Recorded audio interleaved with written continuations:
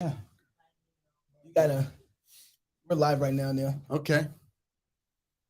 You got an energy drink with you too. I did. We gotta do both. You got some down. I'm not saying what the other is, but oh. So you might. There's some headphones over there too for you. Do I need to hear anything? Maybe. So right. I'm gonna Okay, let you people. got it. I'm gonna let people come in and chat with you too. Okay. So, yeah, you can totally. All right, that changes the key. You want to somewhere? Yeah, I got you right here. There's also some earbuds there as well. Really? Yeah. I'll do the earbuds. We think that'll work. Yeah, that's more convenient too. Just throw them behind yourself. You gotta tell Jeff Schaefer he can do earbuds because he's so scared to come on Friday. Is he? Oh yeah, bro, he's brilliant. I know, but I think he's scared. He's scared for multiple reasons, but I think he's also But if you give him earbuds, he'll do better. I think he's scared about being the only guy looking like Mickey Mouse. What is that? Oh, with the big headsets. Like, why does everyone always get the cool stuff over there? But I don't think so. Marcus Pittman is already saying, "You better bring me in on this." Oh my goodness! All right, Marcus, you just better share the show. Everybody better share right now. So, I while you're getting the headset in, I'll just go ahead and kind of let everybody know how we got here. So let me see. Blue is left. Red is right. Blue is left. Yep. So then, what's the trick? Trick is like that. Yeah. Okay. And then just go to the top of the ear with that. Oh, like go up over here or like, oh my goodness, here we go. Like this? Yes, sir. I have weird ears. There you go. You got it. You got it. Goodness. We taking saps. I'll figure it out. It'd be funny. Okay. So Caleb, all right. So here, I want y'all to hit the show up. So right now we're on. So this is really good. So I'm trying out a new software too. So you should like this. We are at Restream.io, and they didn't pay me to say that, although they should pay me to say that. You want more audio? Oh, I just got. Want me to hook you up? Let me see your ears. Let me see your. So that thing goes. So then So take the loop and put it around first. You have glasses too. So, I do. Okay. Yeah. Okay, I got this. Okay. There you go. There you go. You got it. Oh yeah. Ooh. And so Norm Dunham, he shared it. All right, good. So I'm gonna put. Oh yeah. All right, this is gonna be a minute though. So if you want to jump in on the conversation to talk to Darren about this, because Darren, I think Darren about to burn the house down. Oh no. I think you're about to burn the house down because I saw that you posted this. You started talking about the slap heard around the world. Right. Yeah. It was a slap of Will Smith getting up. Yeah. Upstaging Kanye West in the most fantastic possible way you can, right? Right. And gets up because of a joke. Right. From Chris Rock. He gets up and smacks Chris Rock. Yeah. Open hand. Open hand. So, and this is what I want to say too. We have a name for that on the street, by the way. Thank you. Would you? But I mean, everyone's like, a real man would have fisted up. Him. No. A real man bitch slaps. Thank you. Open hand. This is how pimps treat hoes. Right. I mean, that was, and you have to be able to read that as well in regards to, and I think what I'm going to break down with you and is you have to know how to read this story. And this story is like reading the book of Revelation. If you don't know what's all come before it, you're just looking at horses that are green and you're looking at cities coming down out of the sky and you have no association to what these images mean, what they represent, the history of what's led up to that. You're looking at this like a dispensational, kind of, worldview, and you're just seeing the thing that's in front of you.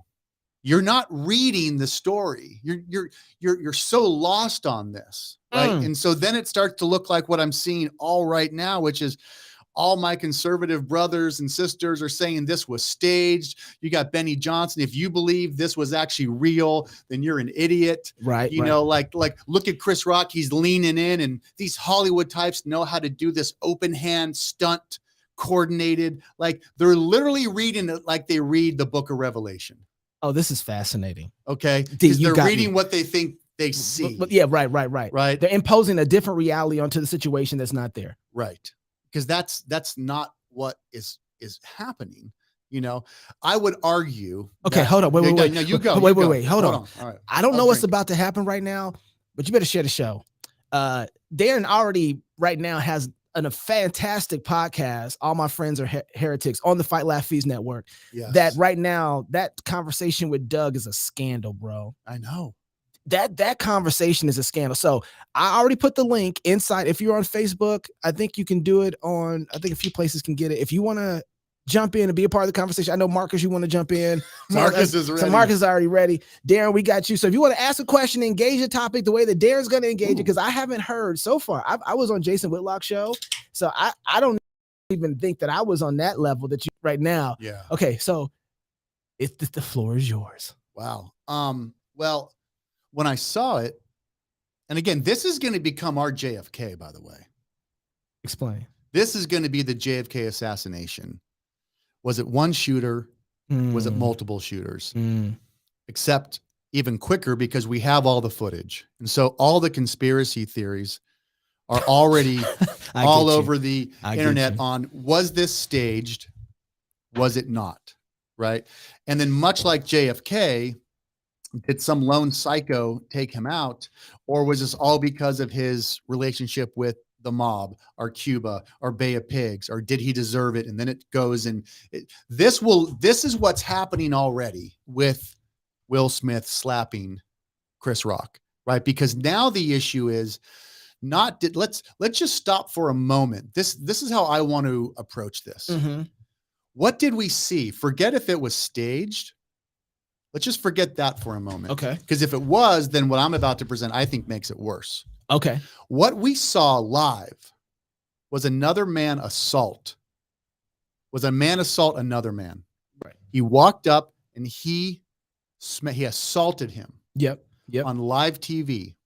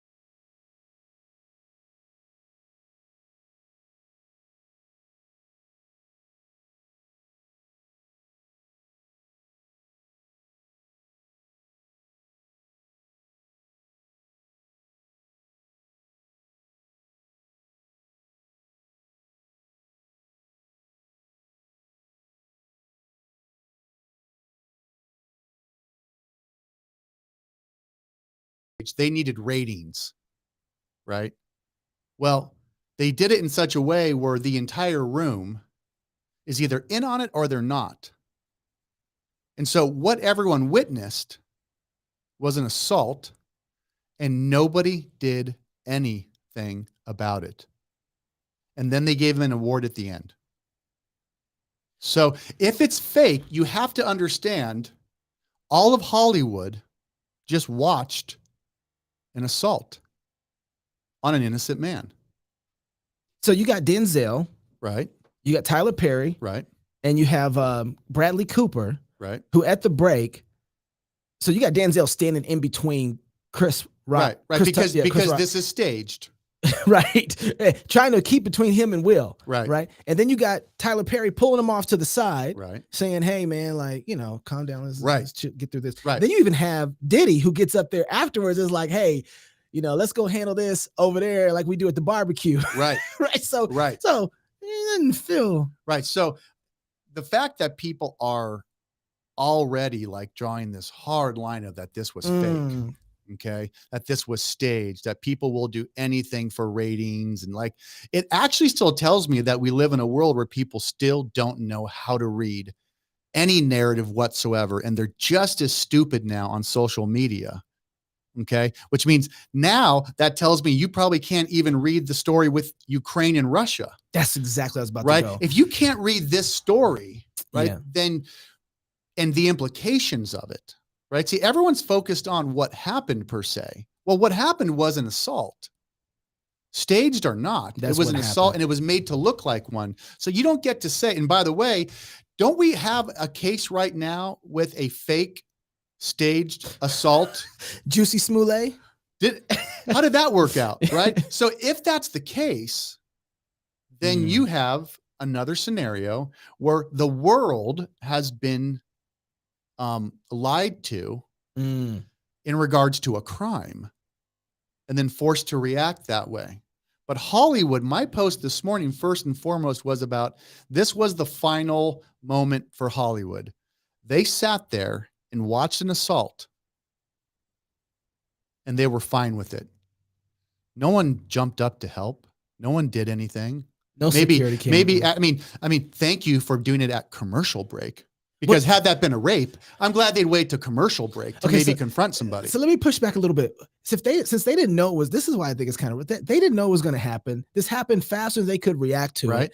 And so Will walked away before they felt like they needed to engage. So they let it happen. And then people watching this, the people who are the parishioners there, they're watching this and they're like, I think people thought it was fake in the audience until Will start yelling back at Chris and saying, keep my wife's name out your mouth. And the second time it was like, yeah, that's not fake. And Chris not knowing how to respond and him trying to keep going and then him stuttering and him trying to figure out the next joke. But the point is all we saw was Harvey Weinstein on full display. Everybody watched the assault. Okay. You walk in the room and you see Harvey Weinstein doing something inappropriate to an actress, and then you close the door and you go, whoa, what'd I just walk in on? Right. And then you hear a scream and you go, maybe I should walk away. And you walk and you go, you know what? No, I'm going to go back. Okay. And then you go to stop it. No. All of Hollywood knew about Harvey Weinstein. I knew about Harvey Weinstein. Okay. Let me just pause right here for a second, because people don't know this about you. You grew up in Hollywood. Not only did I grow up in Hollywood, around Hollywood, I grew up in Westlake Village, where Will Smith lives. Yeah, exactly. That's where I was going. I grew up seeing Will Smith. Well, not when I was younger, but then he moved to where I live. So narratives usually end up being true, not specific cases people bring against, right? You don't know if every Harvey Weinstein claim, like the girls I knew, girls that worked with me, these ladies, their stories about Harvey Weinstein. I mean, everyone thought they were real, knew they were real. I would never work with the dirtbag. So, I mean, and those were things that always kind of kept me on the edge outside of Hollywood. It's a dirty, dirty, disgusting place. And so you hear these stories, the narrative ends up being true. The narrative ended up being true on Harvey. I remember driving with you because I came out to meet you to just get a training with you for a while. I remember driving with you through Hollywood, and I remember your whole posture changing. And you're like, "This is a nasty place." Look, everyone in Hollywood is culpable, right? And so here's the thing: everyone knew Harvey Weinstein. Then he gets popped, but the whole industry knew. Oprah, everybody knew. Okay, here's the thing. So the narrative ended up being true. I'm not saying the individual specific allegations. Right. We'll let a court deal with that. People are touching on part of this narrative with Will Smith. Will Smith's narrative hasn't even been revealed yet.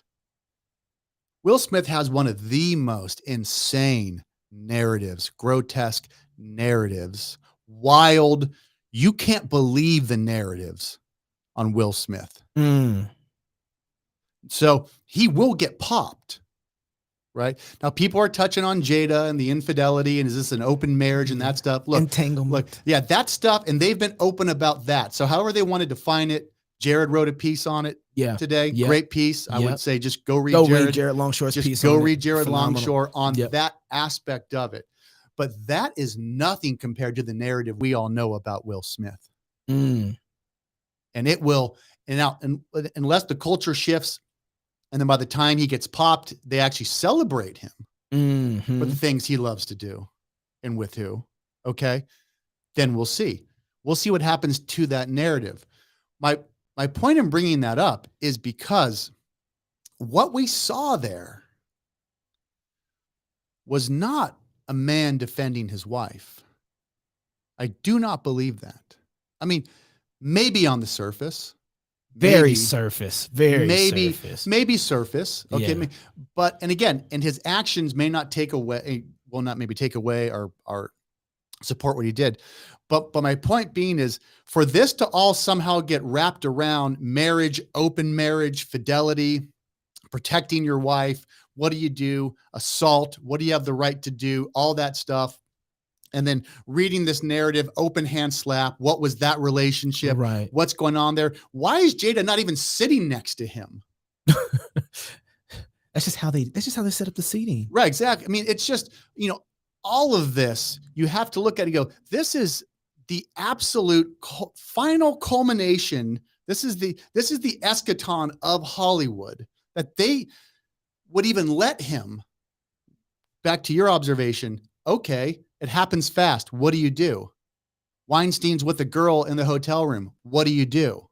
Okay. Right. So the people running the Oscars have opened the door and they see Weinstein before he's about to go give an award, and he's got a bunch of underage girls in the room with him. Yeah. And you close the door. What do? Does the show go on? Does Hollywood just go on? Yeah. Is everyone just culpable? Yes. And so they saw a man go up, assault another man and say, you know what? We're good. Because you know what? He's royalty and he gets to be treated on a whole other standard. Okay. Just like Weinstein got to be treated on a whole other standard, because you know what? He pays our bills and he wins Academy Awards. And ultimately, I want to win an Academy Award.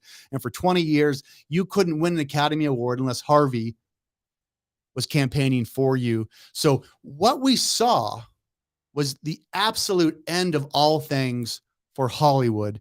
They can't understand or see or read a room or see a crime go down and even know what to do about it. And the Oscars as a whole did the exact same thing. And by the way, the Oscars know as well, he's probably going to win. Someone knows as well, he's probably going to win. Yeah. And we're going to keep him here. A crime. So the same way it took 30 years to bust Weinstein, right? They weren't going to bust Will Smith with the act being done right in front of them in the course of 5 minutes or 10 or commercial break or. You don't think they're going to punish him at all? Well, but the point is they didn't do it there. That was the time. Right? That was the moment. They were going to get what they knew they still had to get out of it. So whatever the crime was that happened there, it wasn't worth it enough to ruin the show. Yeah. So that's my take. Do you think that, because part of me feels like some of this is rigged, and I don't mean the event itself with Will and Chris. I mean the Oscars. They know when they get there if they've won or not, right? I think so. I think they know. Yeah. I think they know, right? Yeah. Some do, but I think Will knew, because Will back in 2016 boycotted the Oscars. Right. He had the movie come out, was a Concussion or something like that. I think it was. Yeah. And he got snubbed from it. He was like, after that, he's like, I'm boycotting. And then he did it again back in '89. It was the Grammys. Right. So he's had a particular form of cancel culture use that in order to be able to get his way. And so coming into this particular moment, he knew that they had to pay dividends on him. And if that is the case, then it actually makes more sense why he snapped, because this is supposed to be his night and it was all good. And if that's the case, he knows he's got a good chance. And by the way, King Richard probably was the best movie of the year. Denzel's pretty good though. That's Shakespeare. I know, but no one understands that. I'm just saying. Shakespeare's just too European white. That's what I'm saying. Yeah. It's too white. Give it to Denzel. Of course, but I'm saying, and Denzel got one. But as a movie, like, I think King Richard crushed it. And I think, and so that would have been fine. And I think he knew it was his night, all that. And so that's what I mean. This is not the story you write for him to win King Richard. This is not like, that's what I keep trying to say. Yes. Yeah. Oh, we need more ratings. What do you need? What do you mean you need more ratings? You think that's going to get people to then turn the TV on? No, they didn't turn the TV on. To the internet. Went to the internet. Like, that doesn't, because it was gone. Right. Yeah. So it doesn't, this idea of ratings and all that, I'm a little shocked at people. Maybe I shouldn't be thinking this thing is just rigged. It's like, you're just not reading the story here. So do you think that the Oscars, knowing that he was going, that envelope had been written and printed, they knew already. After that incident went down, do you think they should have been like, you know what? Because of what happened, Will was supposed to win tonight. We're still going to give him his win because that's what has been calculated. That's right. Will should have been taken right out of there. He should have been taken out. Should he have lost his Oscar because of his behavior? That's their rules, right? This is their fake made up little private country club. They can do whatever they want. Didn't they rename Weinstein's whole company and all that stuff? They switched up everything and made new managers of it. Yes. Oh yeah. So they don't have a problem making new rules on how. Oh yeah. Engage. No. Right. And by the way, you should pull up what the Oscars said on Twitter. Go find out, because they responded to the event. And so if you want to know even more on how an organization like this handles stuff like this, just look at that. Look at that. You got to look at this statement they put out. I'm trying to find it. Is it the Oscars award show? I think so. Yeah. Academy Awards. I'm looking for it. Don't pay much attention to that. Okay. But they make the statement that they do not condone violence of any kind. That was their statement. Yeah. And then a few things after that, just about the award show and all that. But they want to make sure you understand that they do not condone violence of any kind. They're saying right now, I'm looking on Twitter, Film Update says Will Smith may be asked to hand back his Oscar after breaking the Academy's code of conduct, sources are telling New York Post. So. Right. So when you look at what they said first, it was, we do not condone any kind of violence, right? Interesting that they didn't say we do not condone the violence that Will Smith committed against Chris Rock. Yes. Right. That wasn't the really interesting. Again, you got to be careful. You can't touch the gods, right? You just got to be careful. So even their statement, you know what I mean? Now look, it's early. We'll see what they do. I think Stephen A. Smith crushed it. Yeah, how he talked about it. Like, there was the other thing too, is that, okay, when we're talking about the smack, when Will and Chris, the culture they come from, the streets, like there is a very intentional purpose about a smack. Oh man. And that's what we were talking about a little bit earlier. Like it's not meant to respect you in any kind of way. And it's almost not even meant to hurt you. Right. It's meant to put you in a particular type of position that you know who you are and who I am. Right. And where the parameters are between our relationship. And ultimately shut your mouth. And shut your mouth. Right. Exactly. Shut your mouth. So, and Chris tried it. It's a joke. He tried. That's why Will goes back at him. Right. He doesn't honor the slap, and he tries to say it's just a joke about G.I. Jane. So D, what kind of the people that, which by the way, tells you how out of touch Chris Rock is. G.I. Jane. Joke about G.I. Jane. Yeah. I mean, that's just weird. Well, and the joke really wasn't that bad of a joke. The joke wasn't that bad of a joke. It just wasn't. I mean, although I think it was a bad joke because I don't think it was funny. Well, I mean, in that sense, but it wasn't one of those that like, okay, I need to go smack you now. Yeah. And again, and this is where you have to start. It depends on what narrative you want to go with, right? Does alopecia count as as something that is very, very hard for someone to go through? Well, Chris would know. He made a whole documentary. Black hair, black culture. No, and like I said, and this is a black culture inside baseball scenario, as well, right? But that's not why she's bald. She's not bald because she wants to wear particular hairstyles. She's saying, I got condition, and she's written about it and posted on it. So I just got to live with this and all that stuff, So that's what I mean by it depends where you want to take this at. Here's one of the areas I want to take it to. And Marcus is sitting, he's biting his fingernails. I can see him right now in the room. He just wants to jump in so bad. Hold your horses, Marcus. We'll get to you in a second. Also, there's a link. I'll post it right now. There's a link on, I think it's probably going to Facebook and Twitter. You want to talk to Darren about this? Like therapy.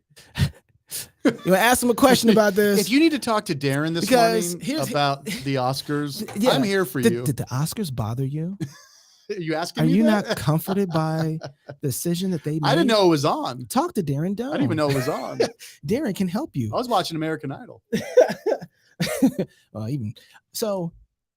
There's a couple things here, Darren.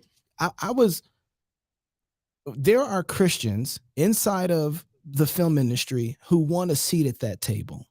No, and they shouldn't. And so let me just stop you there. And they shouldn't. One, they just shouldn't. Because it's just a cesspool. We know some really nice people there. No, but we want the fame. We want the notoriety. We want the awards. We want the Oscars. If they want that, then I think you have issues. Like if that's what you want. Like, that's not even like, okay, if you want that, well, there's other ways to go and get that. I want the notoriety that I made something amazing. I want everybody else to see it. And I want to do it for Jesus. Well, I mean, I could say a lot of things and add it, and then I want to do it for Jesus at the end of that statement. That doesn't get you off the hook. You know what I mean? Like, so I just go, well, okay. And you want to go do that.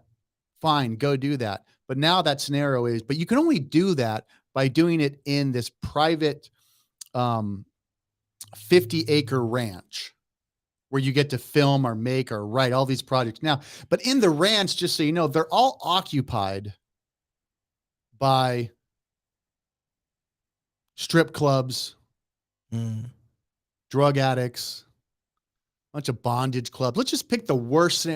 So pedophilia, it's all in there. Yeah. Okay. Now you might not see it every day, but to go make the stuff you want to make, just know that in this little private gated community, that's what's happening. So you've got to go make it there. That's where you have to go make it. And that's what it is when you want to go make it in Hollywood. And by Hollywood, what people mean is I need people who are super immoral to give me all their money because I don't have enough money to make the stuff that I want to make. So I need to go get it. And their blessing. I need their blessing. Even if I'm faking it, maybe a little Rahab wink, right. We're going to go, we're going to go pillage the Egyptians. Sure. That's what we're doing, like that's what they say that they want to do. But trust me, I'm stronger than most people and it would break me. And so when people tell me that they can handle it and they can do it, they have no idea what they're dealing with. I was like, and these are good, like Christians. I'm like, bro, I had 25 plus years not being a Christian, living in that world, and it will break me. So don't tell me that you have the ability to somehow go there and do this undercover sting to get all the money you think you need and the approval and all this stuff. Like, no, and you don't need to. And that's you don't need to. You don't need any of that stuff to go make great projects. So then here's the other thing. So that's the Christians, but here's something that's really surprised me. Out of all the rhetoric that Black people have said about white institutions and being snubbed by them at particular places, right. The Oscars, right. The Grammys, every last one of them, right? Right. Why do y'all? Why is it that we want a seat at the table? Right? If we are going to claim, because they're lazy. Oh, okay. Well, you better say more than that. They're lazy. Otherwise, I want someone else to give me the money. Right? So I need a bunch of money. Right? I'm not going to go work for it. And we're talking about Black filmmakers right now. Okay, I'm talking about white and Black. I'm talking about Mexican filmmakers. I'm talking about fill in whatever ethnicity. But I'm particularly thinking about Spike Lee, who shouldn't be that lazy. I'm thinking about Will. I'm thinking about, all these guys who've had a career in one way or another. And Tyler Perry, he didn't do that. Why is he even there? You know what I mean? And he still wants that approval in one way or another. Right. It's like, so why is it that we, if you're going to believe all the critical race, intersectionality, social justice bull crap, if you're going to believe everything about that and you buy into that, right, and that the fact that these institutions are built by white people for white people, right? Why would you want a seat at the table that's going to give you scraps? Because they don't have a church. That is a church. Right. And it's corrupt and it needs tables to be overturned, just like all of our hearts need it as well. But the difference is do I go to a church where there's a bunch of, are there pedophiles? Are there people who abuse their wives? Are there homosexuals? Are there extortionists? Are there fill in the blank? Yes. You're not going to get away from that.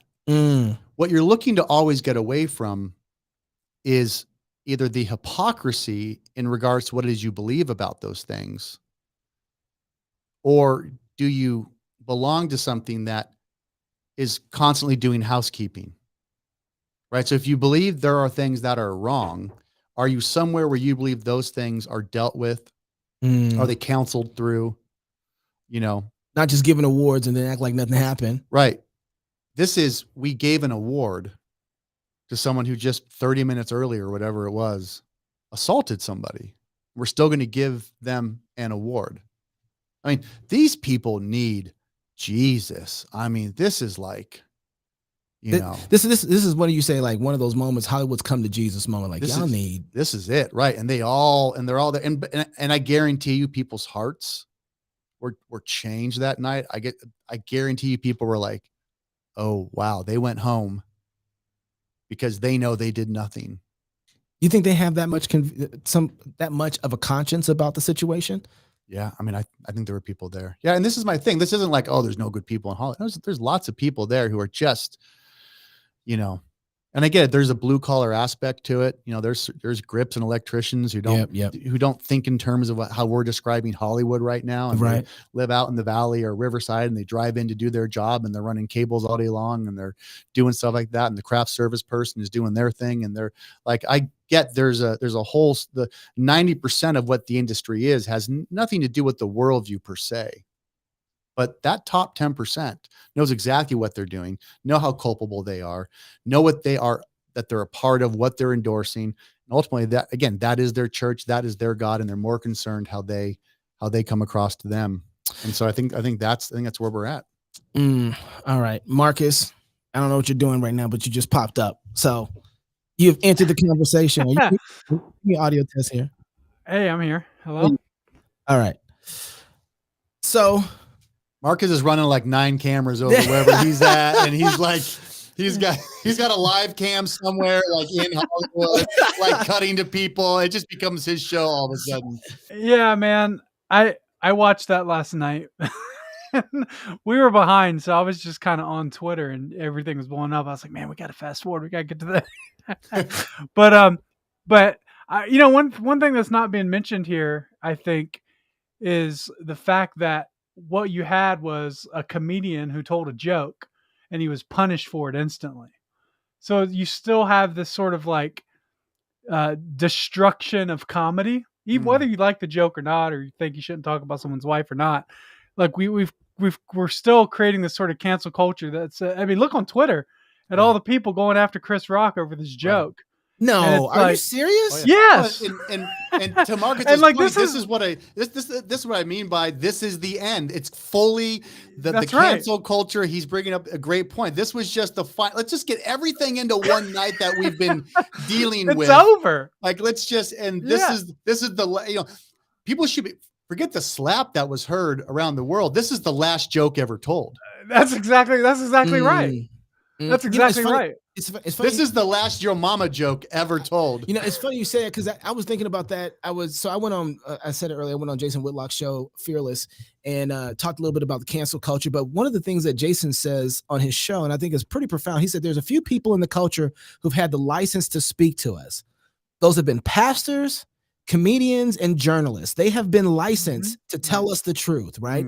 And so what has happened, from what I can see, is like, so what you made a film, Free Speech Apocalypse, 2013, 14? Something like that. Of 15. 15, okay. Yeah. Was that when it came out, 2015? Wow. Yeah. And in that moment was kind of the early stages of Pastor Doug Wilson getting canceled from going to speak pretty basic stuff about manhood and womanhood at a college campus. And no one was experiencing that at that moment. Then all of a sudden that started coming in. And so what we start saying is pastors can't speak the truth. Pastors can't tell you, no, God made them male and female. God made them to marry, a man's to marry a woman is to marry a man, not the other way around. This is what biblical sexuality looks like. And pastors got silenced. Right.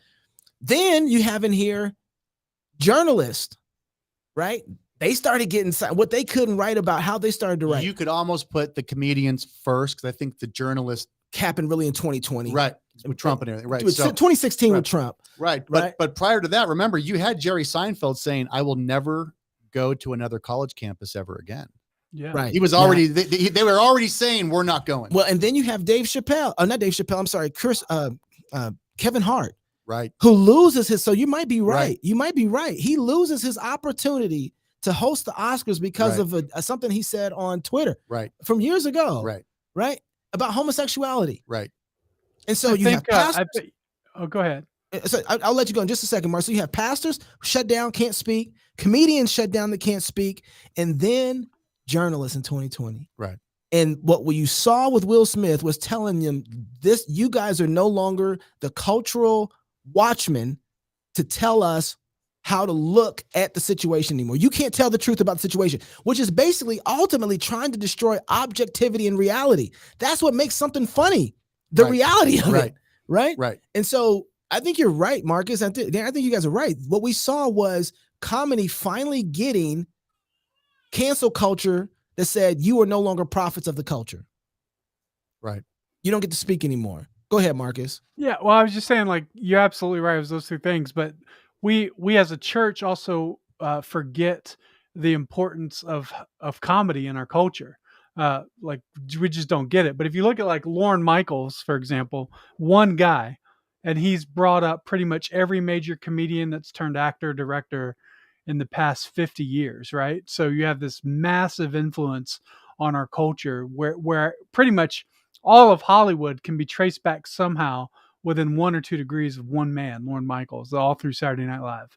And you know, you have Adam Sandler and all his movies, but then you have a lot of serious directors like Ben Stiller and all these other sort of cultural influencers, and they all come from this sort of comedy backbone, right? Like, even look at, like, you know, Robin Williams, for example, all these sort of men. And so when the culture starts turning on pastors, like, we expect that. But then when the culture starts turning on comedians, I think the church sometimes go, oh, well, that's not our problem. Right. Yeah. But it is our problem. It is our problem because we need, the church needs to understand, one, the importance of satire and stuff like that. But also because it's another sphere in which Christians can have really profound influence right now. I'm telling you, like, if there's any Christian comedian out there, if you start going hard right now, you could be a superstar really easily. Well, Dave Chappelle has kind of proven that the new, but he's refused to, and, you know, it's weird. You remember when Dave Chappelle came on the scene, right? I was going to say on the show. I was like, did I miss that? But you know, remember when Dave Chappelle came on the show? What I find really fascinating about Dave Chappelle and his situation is that if you remember when Dave Chappelle came on the scene, you had so many other comedians and comics that were levels high and wider than him. Right. Easily higher. And then so he did Chappelle's show. It was like, oh, snap. We finally have In Living Color back. Right. Yeah. Like, that's what it was. It was giving us that culture back that we had in Living Color, and people loved it. And he was taking it to a whole nother level because that's just how we gauge and we in talk, and it was getting safe. Right. Mm-hmm. And so he made it okay. Jim Carrey dressed as a woman as a joke. Right. In a bikini. Right. Exactly. Like, that was the joke of In Living Color. Of this drag, this aerobics.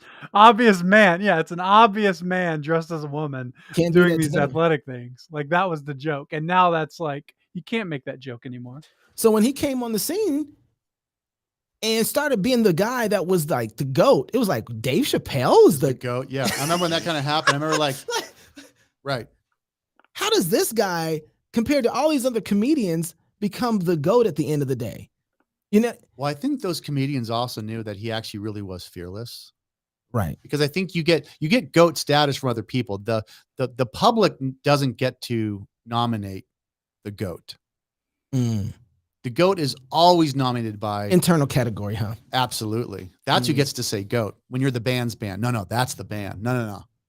Right. No. We know comedy. Chappelle, he's the GOAT.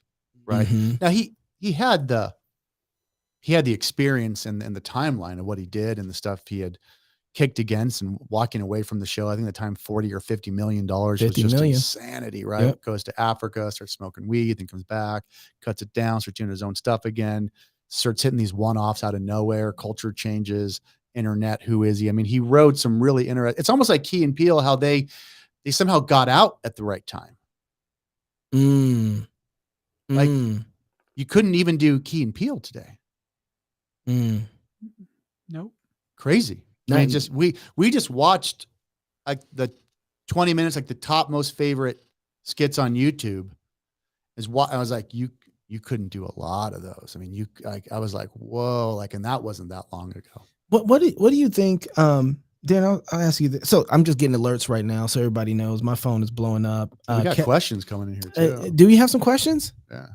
Go ahead and search these real quick. I saw it in the intro. I can't scroll up and down these questions. Sorry. Don't be mad at me, y'all. I can't scroll up and down the. Oh, there you go. I'll let you scroll those real quick. Somebody asked, why is my content not on Canon Plus anymore? Well, I still have, I actually still have content over there. I like to take my content, try things out, go places. I'm always testing the marketplace, right? Okay. And so I wanted to test. And so it's not like you're doing these exclusive deals. It was like, hey, do you want to take some of my content? And they're like, yeah, great. I wanted to test out. I want to see what the royalties were. I want to see what the viewers were. I love owning my own content for that reason. And then trying different things, so I could be back on Canon Plus. In the meantime, I went through a really good run, got through a cycle, had a bunch of other things coming. Was also doing a lot of stuff here across Politic, wanted to bring it over here to what you guys are developing. I'm always testing. I'm always tasting to see just kind of, and like right now, even with my new podcast, like that's just been, it's going crazy. So I like the free market. I like to move things around and just see how things work, because to me, that's still part of not being precious. I like trying a bunch of new things. I'm going to head out, guys. All right, Marcus, thank you for showing up. Thank you for having me on. Yes, sir. See Bye, you, man. Marcus. Yeah, by the way, there's a link on Facebook. If you want to talk to Darren, you want to ask him a question.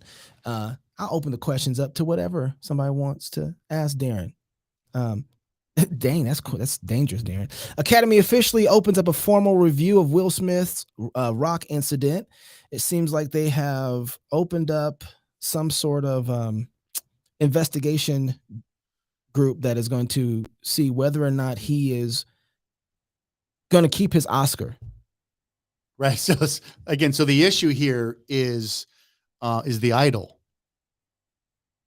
Mm-hmm. Right. Right. I mean, look, this could all get handled pretty quickly if Chris Rock just says, look, I'm a grown man. I made a comment. I got smacked for it. I'm not going to, put any charges against Will Smith. We good. It's over. Right. He could do that. I mean, I guess someone could, the city, but it's tough to hit somebody. And if somebody doesn't want to press charges, I mean, it's pretty much over. That's the other thing, inside of the current culture and the woke movement, nobody knows what forgiveness looks like because they don't have a true scapegoat. Right. So in that moment, Chris had to become the scapegoat. Well, right. Like that's actually, if he thinks he's truly been offended. Well, I would say Jada's the scapegoat. Jada's a scapegoat. Yeah. How's that? You don't talk to her that way. The woman you gave me. Okay. He said, don't you put my wife's, name in your, don't. Right. Like he put it all on her. Right. Not himself. So what? No. Right. So he scapegoated. So he made, because I always thought the scapegoat would have been the person who paid for the sins of the comment. I think she's the one that's going to pay for it. Interesting. I think she's the one thrown under the bus. I see. And it's funny because I thought, well, that's Jezebel. Okay. Operating and working to a man that that's become a cuckold. Right. And he's just been. No, I'm not saying there's not layers. I'm just saying that it's, So I think so. He got put in a position where she pulled the chain to make him react, because at first he's smiling and laughing about the whole situation. Oh, by the way, and someone asked me about that. Look, that's your job when you're there. He wasn't laughing at the joke. I don't think he's laughing at the joke. He's laughing because you're in the front row. And that's what you do. Chris Rock made a joke, another joke. You're on autopilot laughing. It's Chris Rock. Then he says, "Oh, your wife, G.I. Jane." wait, what? What did he say? Right. What? Huh? Oh, wait a second. And Jada's like, hey, right. Tupac would have shot him. Right. So it was like, you look at her, she hears it, he's just laughing. He takes a moment, the camera cuts away. But I read that as, I'm laughing, it's Chris Rock. I'm laughing. Wait, I just laughed. But wait a minute. What did you just say though? Oh, that was about, again, now this is, and again, there's something, again, we could get deep on it, but at that point, get deep. Well, no, it seems like at that point, the right thing came up. Okay. Like whatever's been suppressed in whatever kind of relationship they have.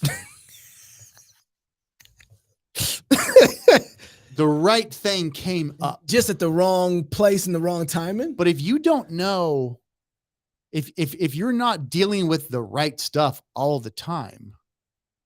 Right. Yeah. Yeah. So this gets to, one of the things that Pastor Wilson talks about is keeping short accounts, right? Right. Well, first of all, their marriage, absolute a mess. Right. Right. And I think this is evidence that you don't mess around with fundamental institutions that God has given you. Right. Right. Like you start kids are a mess. Yeah, exactly. His kids are a mess. And that's the whole family and the structure, the government of the family. Yeah. When you start messing around, this isn't just one institution. If you like this, if you don't like this, get ready for how these kind of people operate and form your governments. Right. Right. Okay. You can expect that kind of thing, which we're almost there all the time, right? This is the same kind of attitude that gets people to go and claw at the Supreme Court justice who's about to come inside the Supreme Court, and they scream and claw and beg and fight and yell to get their way, right? That's the cancel culture part, right? But when you start messing around with fundamental institutions and try and give them a false identity, the world doesn't work that way. Right. And so something rises up. Yeah. It doesn't have a true target because you're postmodern, and it doesn't have a true form of offense because what is offense in your worldview? Right. And so you don't even know really. So it just boils up because that's kind of a man in one way or another supposed to stand up for his family, but he missed that ship years ago. And that's what I mean. It's there. It never goes away. It gets suppressed and suppressed and suppressed and suppressed. And whatever was happening that night. But that was it. It just, it came up. But if you don't have the practice of dealing with righteous and unrighteous things and knowing how to react, you get a raw form of righteousness, and it's raw in a raw state. Right. What does jealousy look like? What does vengeance look like? What is like, it's all, but it's such a mess. The actual place it comes out at, it's hard to then gauge it. Darren, what did you think of Will's acceptance speech? Gage Lloyd Herman says that. I mean, again, this is how do you hear that speech, and not see a man losing it, just losing it, talking about love. I want to be this gateway for love and protection. And like, you just smacked a man. Like, define love. Like, just like what, like Christians have been having to defend this. It's loving to send someone to hell. Like I'll have that conversation. You know what I mean? Like this was like, it was so strange. Like if you can't look at that again and read that we've seen emotional speeches, we've seen people deal with that moment. I mean, he's won an Academy Award before. I mean, he's been there before. That speech was, and then he got to play it off also like, well, King Richard, I played Richard and he was crazy. And now I'm pretty much acting like Richard.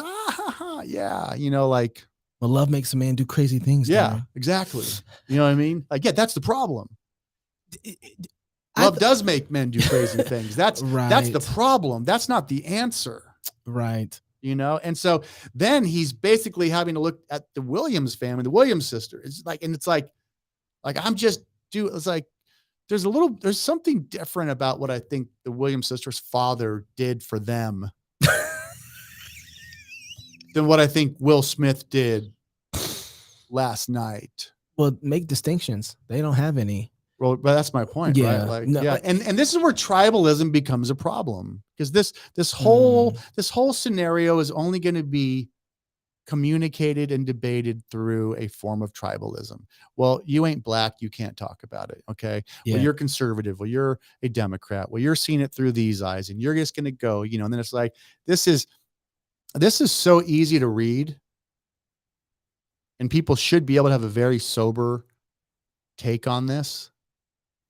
So one of the things you said, I want to make sure we understand the read on this, because at the beginning you talked about the fact that no one knows how to read it because they know how to step back and see the whole context of everything that's going on. Right. And you basically point to the fact that what we just saw and I want to make sure I'm getting a good read on this. What we saw ultimately was the culmination of Harvey Weinstein worldview and objectivity in response to crimes and sins put on display so that everybody could say, yeah, we're culpable too. Yeah.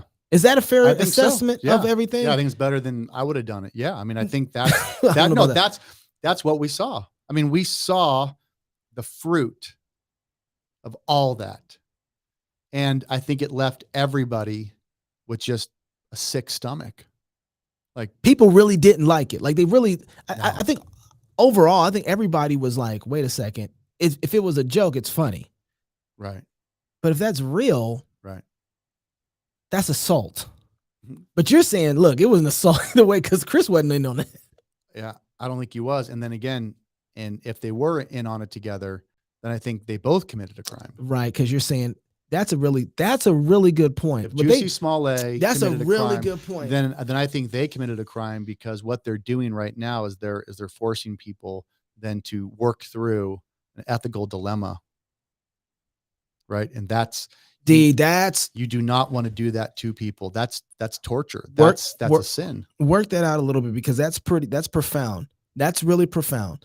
So if you go out and you stage a situation right like George Floyd, right, and someone let's go stage a rape situation and then have people walking by and they don't do anything. Right. Don't I then now let's just say it wasn't real rape, but it looked like a rape. The problem is how it looked to the person, the reality of what they thought they were living in. And if everyone just walks by it, don't I then have a right now to go, you're the kind of person who will do nothing if you see a woman getting raped.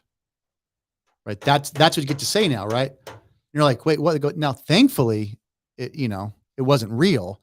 What you start playing these games? That's a good point, D. So what we just realized. Why don't we just start driving around our towns and we take our kids and we stage our own little white van that pulls up and kidnaps them to see what people will do. Then judge them.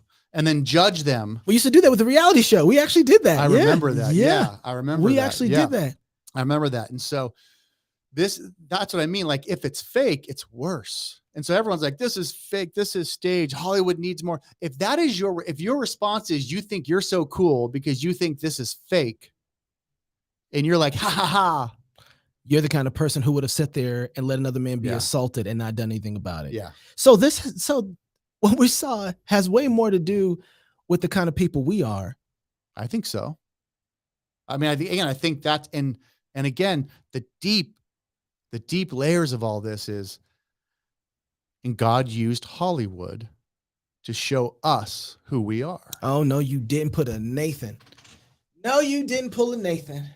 You're the man. Right. Right. Like that's who in that room wouldn't have done who in that room.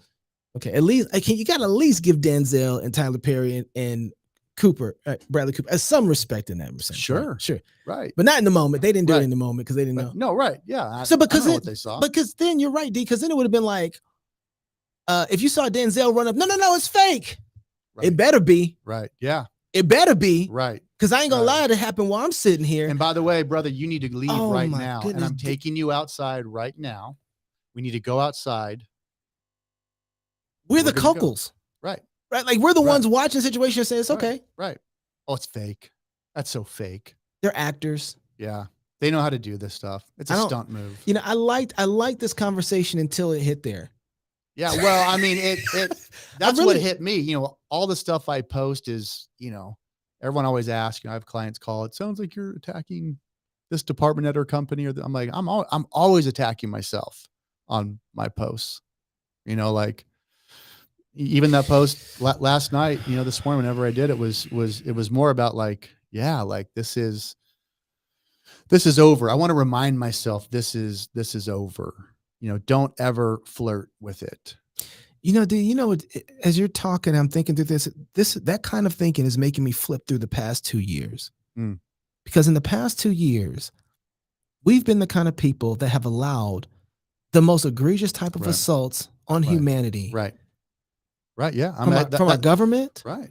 from police, from whether you shouldn't send your kids to government schools, but from government schools, we've watched and been the complainers on social media. Yeah. How can Will Smith do what he did? And parents can't go to a school board meeting and raise their voice. When you're a parent and you go to a school board meeting to raise your voice about masks, you become a domestic terrorist. And Will Smith wins an Academy Award less than an hour later. And that to your point. And we sat back and watched a mom take her kids to a park. Right. Get arrested by the police for playing outside in the park. Right. Kids. Now, look, I'm not saying I'm perfect here. No, but this is the conviction of it. But here's the thing. You have to know which way the criticism goes and on what tracks. And if you arrest my friends, I was just about to say, and if you arrest my friends, expect some smoke. I will be Will Smith. Right. Right. And that's why, And the difference is, like, I understand that. Right. But the difference is when you do that, you got to be prepared for what happens. I was prepared for that police officer to take off his belt and say, let's go then. Mm-hmm. Mm-hmm. And whoever he is, it's still an open invitation. We can go to Mountain View Park. You can take off the badge and you can take off the belt. We can go. Yeah. We can go. Okay. You have to be prepared for the consequences. That's how a man thinks, though. Right. And so that room had zero consequences for Will Smith. I'm still stuck with our complicity in watching what just happened the last 2 years and then seeing it come to culmination inside of what we just saw last night in the Oscars. I'm not over that. Yeah. Well, I'm not over that, man. Yeah. And I think, that's probably my main point. Like I'm not over get sidetracked, but yeah, that's because now I said this. If you get a chance to watch Jason Whitlock's show tonight, you should watch it. Pound for pound is phenomenal. Yeah, okay. It's phenomenal. Not just because I'm on there, but there's he wrote a great column on it. And basically said, you don't get to serve two gods. You can't serve the God of Hollywood and the true God and think there's somehow some compatibility with it. Right. And I'm not going to spoil the whole thing, but it was really good. But part of what I was trying to get at is that cancel culture. But hold on, because you get me. Even watching the Oscars, I didn't watch the Oscars. I did. I watched it. You probably watched it for a different reason. I did. That's true. You weren't watching hoping your favorite film won. I don't. Yeah, no, that's absolutely. my point. No, so absolutely not. I'm just saying you do this for a living, right? That's part of my. You job. have to watch it, right? Like, I didn't know the Oscars were. I didn't even know the Oscars were last night. Which, by the way, I got to say this real quick. How does Amy Schumer get a chance to talk trash about Aaron Sorkin? Yeah. Now, there's one of the moments that I saw where Aaron Sorkin she was talking about the fact that he wrote what was the film that he did? Lucy's film. Oh, Becoming the Ricardos. Becoming the Ricardos was actually on Prime, I believe, a TV series. Yeah. So he wrote the series. Just watch. It wasn't a series. It's just one feature film. Yeah. Oh, it was a feature film. Yep. Okay, because I haven't seen it. Yeah, because that's part of my job. I have actually. That's part of your job. Yeah. And she said, what you basically made was like a film on Michael Jordan, but all you did was record the scenes of him going from one bus to another bus into a game, but you didn't record any of the game itself. So it's kind of like doing it without comedy. And I'm thinking to myself, she's like, so you didn't have any funny jokes inside of there is what she said of the whole film. And I'm thinking to myself, woman, I think you're a woman because things are weird nowadays. But woman, she's a woman. She is a woman. Yeah. This is facts. But you just got Netflix to take away the dislike button because your comedy special was trash and nobody liked it. And because you cried so hard and because you took such a whooping on that thing. We forget that. Yeah, that you weren't funny for your own comedy special about your own comedy that you wrote about your own life. Yeah. And you're going to sit up here and tell Aaron Sorkin you don't have any equity to be able to cash that joke in. Well, and this is why I push so hard. Don't plug here for my entire worldview. This is why you don't need to be at an awards service. You don't need to be anywhere. You don't need anyone's approval. except the audience that you build. I mean, if you show up there, I mean, okay, but like, yeah, if I'm Aaron Sorkin and I think I'm going to go somewhere where Amy Schumer gets to talk about me, like, yeah, I ain't going there. What are you talking about? Amy Schumer? Yeah. Of all people, because she's like, a white woman? It's like, I'm not like this. And I'm a white male. And so I get to I got to take the L on that one. I mean, what are you waiting to get invited to the national broadcasters, something on podcasting and politics, something event to see if you win an award? No. And that actually shocks people. That shocks people because I learned from you. I don't even like, if I did a film, I'm not doing film festivals. Yeah. I mean, I can't get you to speak at a cross politic event. Right. I mean, it's like, so there's this idea that we want to, the fact that I get the Aaron Sorkin Schumer thing, but my point is like, why are you even there? Like, this comes back to like, why even like just make stuff, find an audience, you know? You think Mr. Beast is trying to get invited somewhere? He doesn't care if there's awards for what he did. Right. He's doing his thing. Like I think Dude Perfect was trying to get nominated for something. Like, oh, they're just doing their thing. You guys are doing your thing. I mean, that's all you have to do, because remember, it's all about gatekeepers. The gatekeepers are slowly dying, and the Oscars are that's meant by the end of Hollywood. That was it. Like, if that's what it can be, you know, if that's what it can be now, that's what it is. I mean, Will Smith just made Kanye look so sane. Right. That's funny. Like, who thought that was possible? Right. Too? Yeah. Like, Kanye's losing it. Kanye's losing it. Kanye's losing it. Will Smith. Now what?